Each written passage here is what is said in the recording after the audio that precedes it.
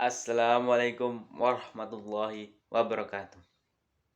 Perkenalkan, nama saya Muhammad Syarif Ridho, NIM 20 200 3005, kelas PGMI 2A, akan menjabarkan tentang materi mata kuliah Teknologi Informasi di semester 2 ini.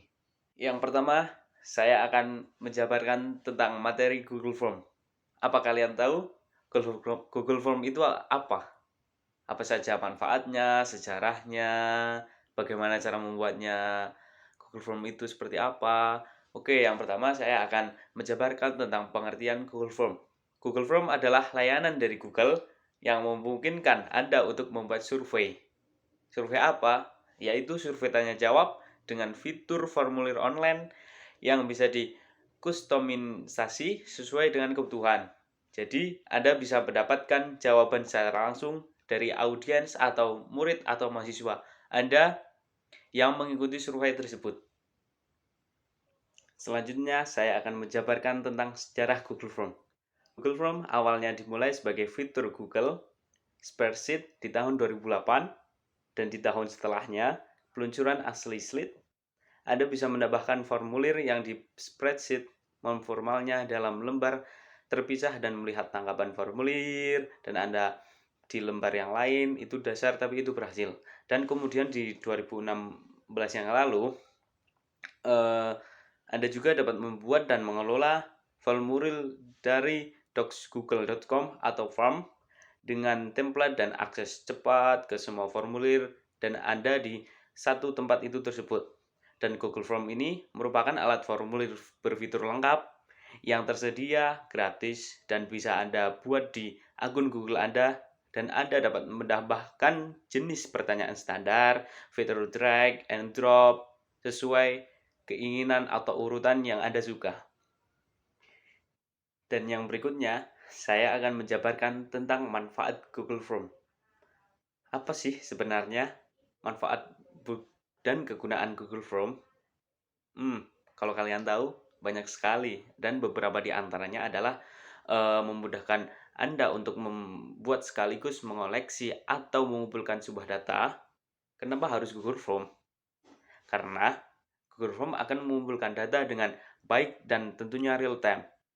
Kenapa? Jadi, Anda tidak perlu meluangkan banyak tenaga, tidak perlu memberikan pertanyaan satu persatu pada yang tersangkut, apalagi sampai mencetak pertanyaan di kertas demi kuesioner. Kini dengan teknologi telah memudahkan semuanya. Anda hanya perlu membagikan sebuah link dari Google Form yang telah dibuat, kemudian biarkan orang lain mengisi kuesioner secara online. Dengan demikian, Anda tidak membuang media berupa kertas, tinta, buang waktu, dan juga tenaga. Dan yang tidak kalah penting ialah kata kuesioner yang Anda ajukan akan terjamin keamanannya. Bagaimana bisa? Jadi, Google Form akan data dalam Google Drive Anda secara otomatis. Data tersebut tidak bisa dipastikan tidak akan hilang dan rusak. Lalu bagaimana cara membuat Google Form? Dan cara membuat Google Form antara lain, sebelum memulai cara membuat Google Form, kamu harus terlebih dahulu mempunyai akun Google yang bisa dibuat gratis di Google Akun. Jika sudah mempunyai akun Google, akses Google Form dari menu di Google Drive, lalu klik New di sebelah kiri atas seperti di gambar.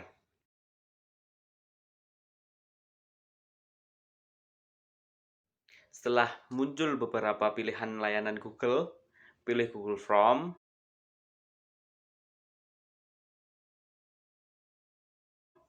Dan kamu sudah bisa memulai membuat Google Form sesuai keperluanmu. Yang pertama, jika ingin cara yang lebih mudah, kamu bisa mengklik Google Form ini yang ada di gambar tersebut. Setelah berhasil masuk, ikuti cara pembuatan Google Form. Yang pertama yaitu tentukan tujuan membuat formulir. Di contoh ini adalah sebagai contoh, misalnya pendataan peserta perjalanan. Setelah itu, berikan judul formulir dan deskripsi yang mewakili tujuan formulir tersebut.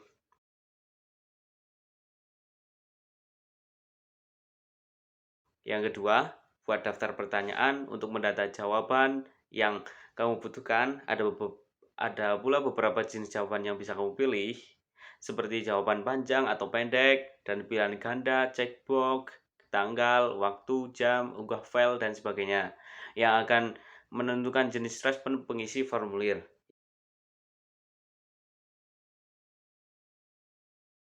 Yang ketiga, yaitu klik icon plus di sebelah kanan untuk menambah pertanyaan baru.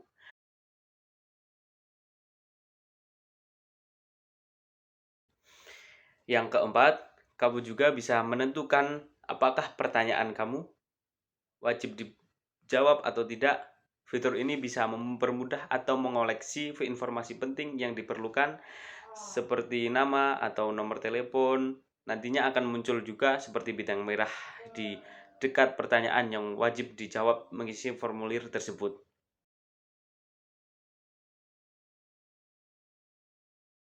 Selanjutnya di tahap kelima, kamu juga bisa menambahkan gambar atau dengan cara mengeklik ikon seperti pada kotak merah di gambar berikut.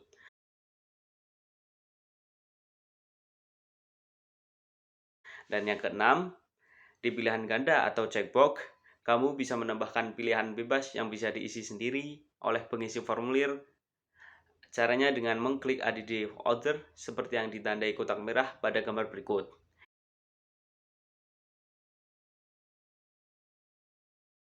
Yang ketujuh, ada beberapa jenis jawaban lain yang bisa kamu minta mengisi formulir sesuai kebutuhannya, seperti skala linear yang biasanya digunakan untuk kuesioner atau unggah file atau file upload untuk meminta, dan berupa konten visual, audio, atau video.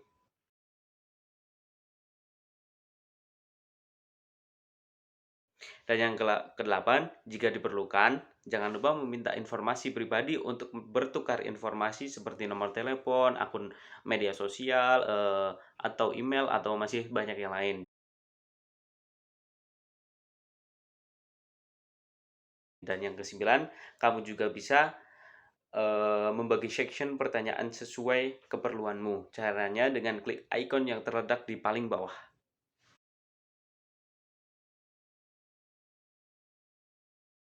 Dan yang terakhir, yang ke-10, setelah formulirmu jadi, kamu juga bisa melakukan preview dengan mengklik ikon mata seperti pada gambar berikut, dan halaman yang dituju akan muncul di tab baru.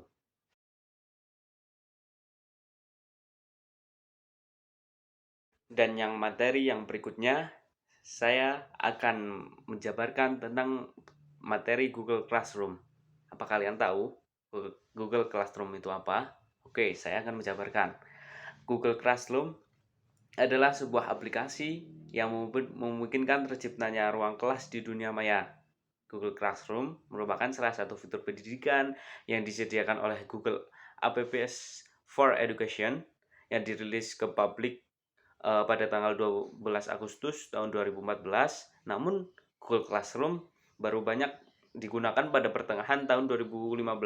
Pada situs Google Classroom juga tertulis bahwa Google terhubung dengan semua layanan Google for Education yang lainnya, sehingga pendidik dapat memanfaatkan Google Mail, Google Drive, Google Calendar, dan masih banyak yang lain. Di dalam Google Classroom ini bisa mendapatkan secara gratis dengan terlebih dahulu mendaftarkan diri pada akun Google Application for Education. Aplikasi Google dapat diperoleh secara gratis serta dapat digunakan untuk perangkat apapun. Salah satu kecanggihan aplikasi ini adalah dapat digunakan secara bersama-sama dalam kelompok secara kolaboratif. Manfaat Google Classroom. Apa kalian tahu manfaat Google Classroom? Manfaat dan keunggulan dari Google Classroom adalah proses setting pembuatan kelas yang dapat secara cepat dan nyaman, hemat waktu dan efisien waktu, mampu meningkatkan kerjasama dan komunikasi, penyimpanan data yang terpusat, berbagai sumber daya yang efisien, praktis, dan cepat.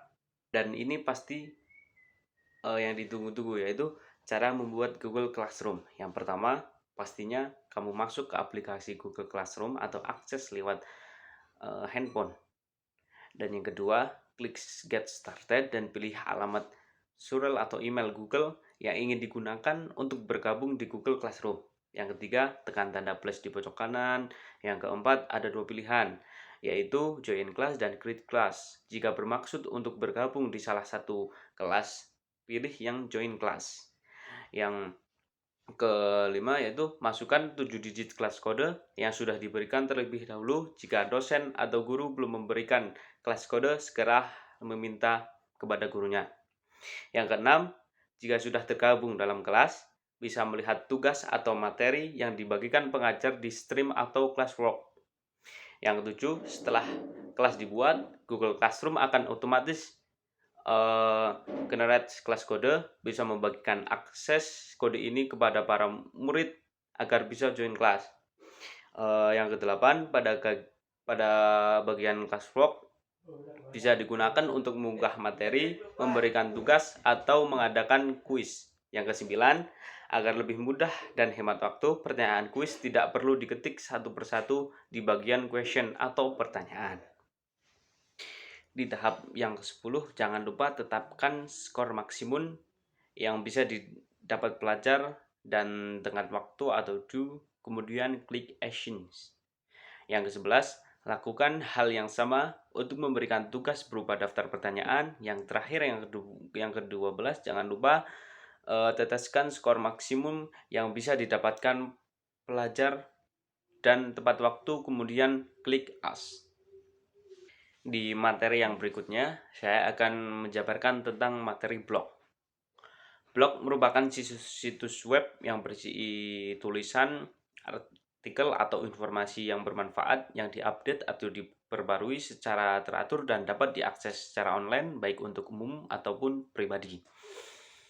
Posting di blog artinya kita mengisi blog kita dengan tulisan atau gambar yang bersifat informasi, hiburan, penawaran bisnis, iklan, dan masih banyak lagi. Dan para pembuat blog dinamakan blogger. Melalui blognya, kepribadian blogger menjadi mudah dikenali berdasarkan topik apa yang disukai, tanggapan terhadap link-link yang dipilih, dan isu-isu di dalamnya. Oleh karena itu, blog bersifat sangat personal. Membicarakan tentang sejarah blog pertama kali memungkinkan besar adalah halaman What's New pada browser Mosaic yang dibuat oleh Mark Anderson pada tahun 1993. Mosaic adalah browser pertama sebelum adanya Internet Explorer, bahkan sebelum Netscape. Kemudian pada tahun 1994, Justin Hall memulai website pribadinya, Justin Homepage. Itu namanya, yang kemudian berubah menjadi Links from the Underground, yang mungkin dapat disebut dengan blog pertama seperti yang bisa kita kenal sekarang ini. Hingga tahun 1998, jumlah blog yang ada masih sangat sedikit. Hal ini disebabkan karena saat itu diperlukan keahlian dan pengetahuan khusus tentang pembuatan website HTML dan web di bidang internet, sistem administration, atau web designer yang kemudian pada waktu luangnya menciptakan blog-blog mereka sendiri. Membicarakan tentang blog, apa itu manfaat blog? Yang pertama yaitu melalui web blog kita dapat memperluas hubungan pertemanan, perkenalan, atau bahkan juga bisa membentuk suatu komunitas yang besar. Yang kedua, manfaat blog yaitu web blog melebihi surat elektronik atau email, karena satu posting blog yang kita bahas dapat dibaca oleh pengunjung blog yang tak terbatas. Beda dengan email yang hanya bisa dibaca oleh orang yang kita kirimkan. Selain itu, pengunjung blog juga dengan cepat dapat memberikan respon atau komentar terhadap posting blog melalui komentar yang dapat langsung dituliskan di blog tersebut. Yang manfaatnya berikutnya, weblog juga bisa dijadikan media publikasi, media iklan, penawaran bisnis, perusahaan, dan catatan harian. Sebagian besar blog dipelihara oleh seorang penulis, namun ada juga yang dikerjakan oleh sebuah tim atau perseorangan. Dan saya akan membahas tentang cara pembuatan blog di WordPress. Yang pertama, silahkan kalian kunjungi situs www.wordpress.com di Google Anda. Kemudian klik buat situs Anda. Yang ketiga, selanjutnya akan muncul halaman untuk membuat akun WordPress. Lalu silahkan diisi pada laman yang tersedia, kemudian klik buat akun Anda. Setelah itu, pilih nama domain yang akan digunakan, lalu kemudian silahkan pilih template yang Anda sukai, atau template ini nanti bisa diubah lagi kapan saja yang Anda mau, atau sesuai dengan selera Anda. Yang keenam, akun WordPress Anda siap digunakan. Di materi berikutnya, saya akan menjabarkan tentang KineMaster. KineMaster adalah perangkat lunak ponsel pintar yang khusus digunakan untuk keperluan pengedit video. KineMaster juga dapat dikatakan sebagai aplikasi mobile yang secara khusus dirancang untuk membantu pengguna dalam memodifikasi video dengan semua tools yang sudah disediakan di menu tampilan dari video biasa agar menjadi video yang lebih menarik lagi. Membicarakan sejarah KineMaster, KineMaster dahulunya dikembangkan oleh Next Streaming, perangkat yang pertama kali dirilis pada tahun 2013, tepatnya pada tanggal 26 September. Membicarakan tentang cara pembuatan di video di aplikasi KineMaster, yang pertama adalah silahkan kalian buka HP kalian dan buka aplikasi Play Store, lalu cari aplikasi dengan nama KineMaster. Yang kedua, buat project dan pilih aspek rasio. Yang ketiga, pilih media yang ingin diedit atau video yang ada di dalam galeri untuk Anda yang ingin diedit. Yang keempat, tambahkan layer berupa efek, teks, dan sebagainya.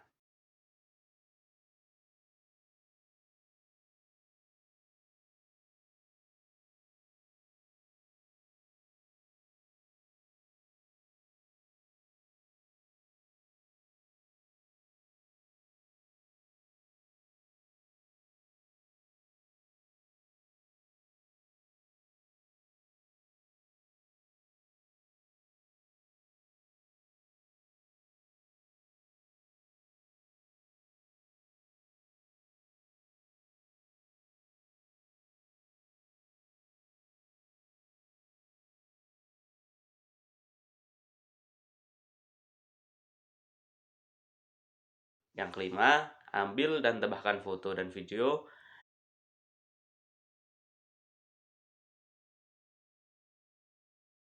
Yang keenam, tambahkan transisi.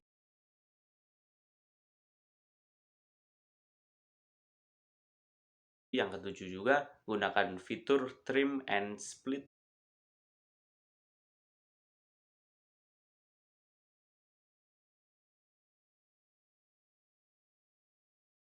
Dan yang terakhir, jangan lupa exporting atau simpan ke dalam galeri atau album. Dan yang terakhir, jangan lupa di-share.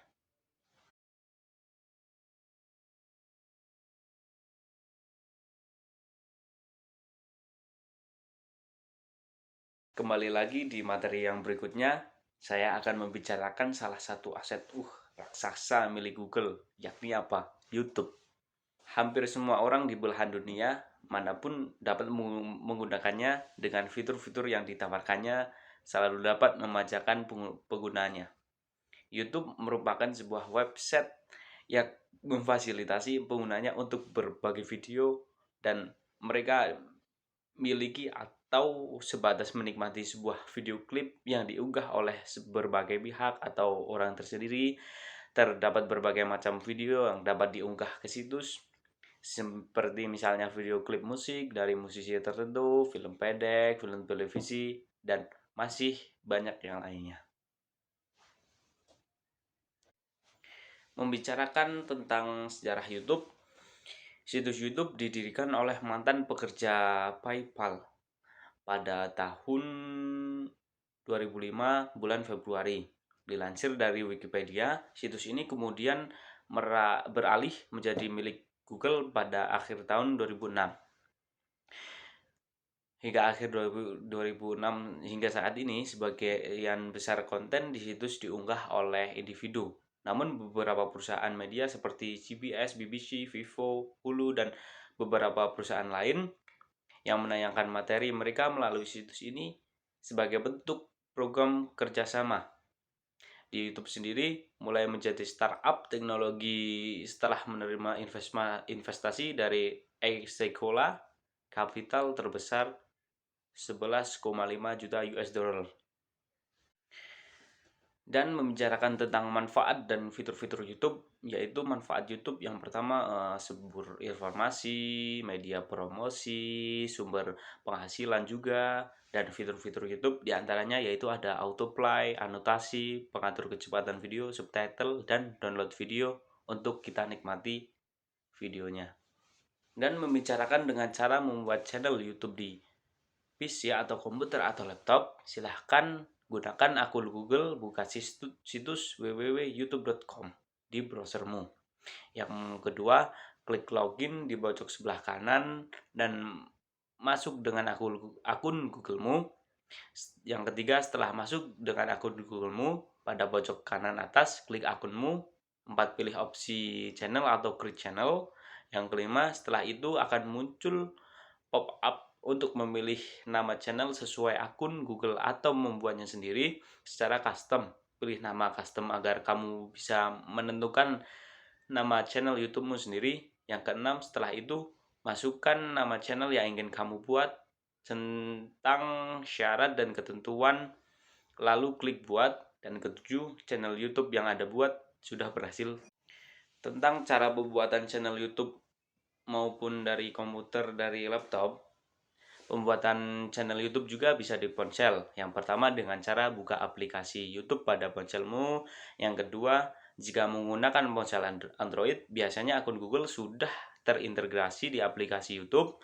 Pilih icon akun di pojok kanan atas. Yang ketiga, pilih opsi Your Channel. Setelah itu akan muncul pop-up untuk mengisi nama channel. Isi nama channel sesuai keinginanmu. Yang keempat, klik create channel. Yang kelima, channel YouTube sudah berhasil dibuat.